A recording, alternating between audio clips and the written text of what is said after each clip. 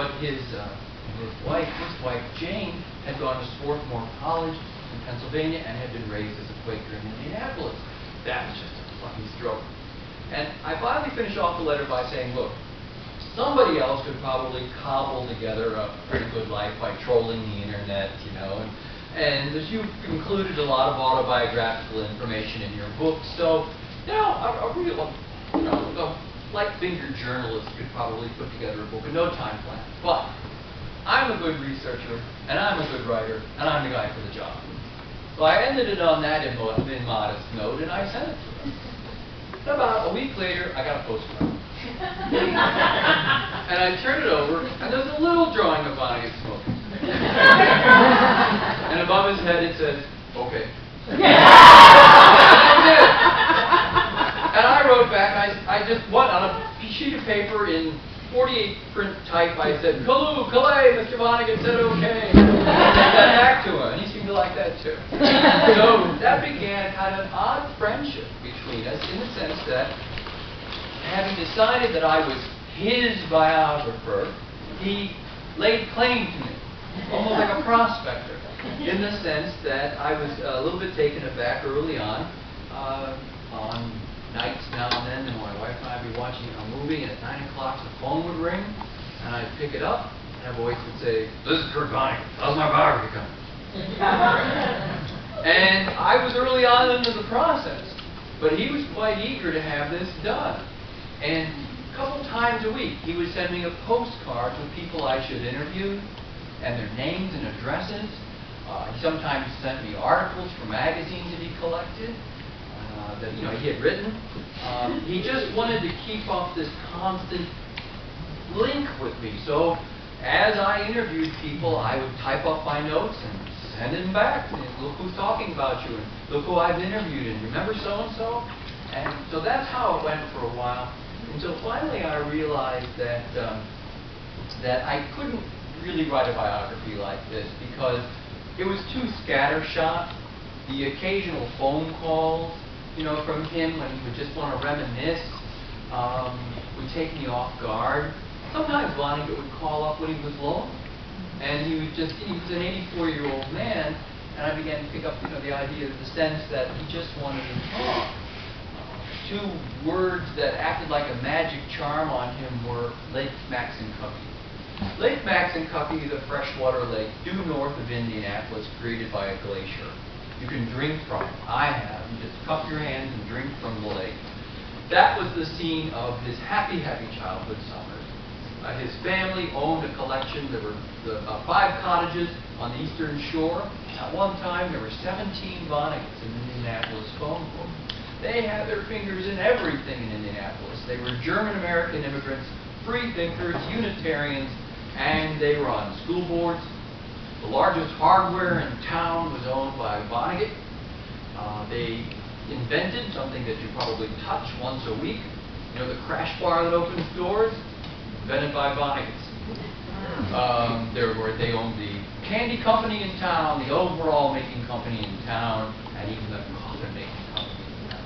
So birth to death, you were going to run into a Vonnegut in Indianapolis. And at Lake Maxinkuppee, his family had this Hyannisport-style compound on the eastern shore. And those were glorious days for him.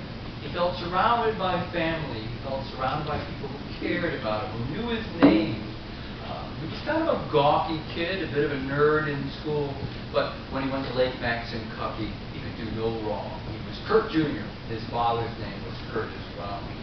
So I picked up some things about the nature of Kurt Vonnegut by talking to him on the phone. I knew that he loved the past. I knew that he felt like a golden period had passed from his life. But I needed to meet him in person. So I went to New York in December 2006. And you have to imagine this scene. This is my first meeting with Kurt Vonnegut. Kind of a drizzly, cold, raw day in December in New York City. He lived at East 48th Street and Lexington, right near the UN. And I told the cab driver to pull over. I got out, and I bought a bunch of flowers for his wife, Jo Kremitz, the photojournalist. And so I get to the brownstone where they lived, and it's this brownstone in an area called Turtle Bay. It's a very old neighborhood. This house was built about 1890. It's a New York brownstone with a steep flight of steps down the front. And here I am, picture this, I'm stepping out of the car with a bouquet of flowers, and the door opens, and here's Kurt Vonnegut, hair blown dry, a sweatshirt on that says Berea College across the front, khaki pants, white tennis shoes. And for all the world, you would have thought I was picking up my date. Here he is in the door, and here I am with the flowers. And I come up the stairs, and he's impressed by the flowers, and he turns to his housekeeper, Maria, and says, give these to Jill and make sure that she puts it in some water and say that who they're from. And then, and this was typical of Vonnegut, he could vary from being very droll, very sophisticated, to being very boyish in a sense. I got this wavering sense of grown man and a boy somehow existing in the same body, because at that moment when I had just arrived and he'd given off the flowers, he turned to me and he said, "Want to see my room?" And I said, "Yeah, sure." And I mean, that's a time-honored way of a boy getting to know a boy. You know, "Hey, want to see my stuff?" "Yeah, let's go through your stuff." So we go up the stairs to his study, and I can see immediately it's more than a study. It has a bed in it, and it has his bureau and a place where he works and all of his books, some drawings that he's done hung up on the wall. And I just walk around for about 15 minutes and make appreciative noises. You know, "Oh, this is nice, and when did you draw this? Who's your influence?" And he was just pleased as much. And he didn't want to stay in the house and talk, though. He wanted to get out. He wanted to get out right away. So we walked down the street to his favorite restaurant called Lasagna. A little bit early for lunch, actually. It was only about 11:30. We were the only people in there. And as we come in, the maitre d' says, "Well, Mr. Vonnegut, who's this guy with you?" And he says, "My biographer." and the maitre d' says, "Well, good, it's about time." And Vonnegut says, "No, too late." So we sat down at a table and began to talk, and he surprised me once again because, well, I'll just tell you what happened.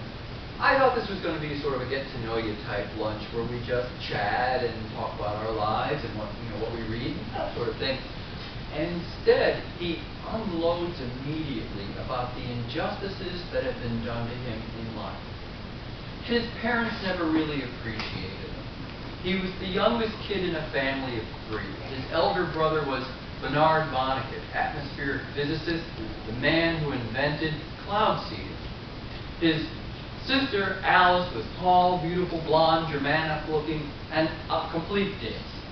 And just silly all the time. And he was the youngest child, Kurt. And the only way he could get attention was by being silly, by being funny. Because his brother had dibs on being the brain, and his sister had dibs on being artistic and flaky. And the only way that he could get any attention at the table was to make jokes and tell stories and things like that. And as I was listening to him recite all of these grievances about his family, how his folks didn't teach him to do anything, and his brother slipped a microphone under his parents' bed, and had listened to them, and turned to Kurt one day in the car and said, "You were an accident." And it must have really impressed him, because if you're a Vonnegutian and have read his novels, you'll know that accident plays a big part in his books. Things are constantly happening at random that just add to the general confusion and pandemonium in life. And I think Kurt early on became persuaded that him just being here was a bit of a fluke. And if he had any reason to doubt it later in life, we'll get to that, I think some things happened to him when he was growing up as a young man that confirmed his notion that, it's really just life is a crapshoot. And the fact that I'm here and I know certain people and things have happened to me, there's no logic to it at all. So in any event, the reason I tell you about Kurt unloading at the lunch table there while we were talking in the restaurant is that for all the world I thought, if I closed my eyes, I was talking now to an 84-year-old famous author, but an angry 17-year-old. And I think part of the appeal that Vonnegut has, why he tends to catch people on the cusp of adulthood, is because he hasn't forgotten some of that anger and disillusionment that young people feel when they're just beginning to enter young adulthood and they realize, I've been sold a bill of goods here. You know, when you're little, they tell you there's no Santa Claus. When you get to be 18, they tell you that the government it may be wrong, you know, and that things aren't exactly as they seem. So I think Vonnegut tends to make a big imprint on late adolescents or early adults because it's their first exposure to, for want of a better term,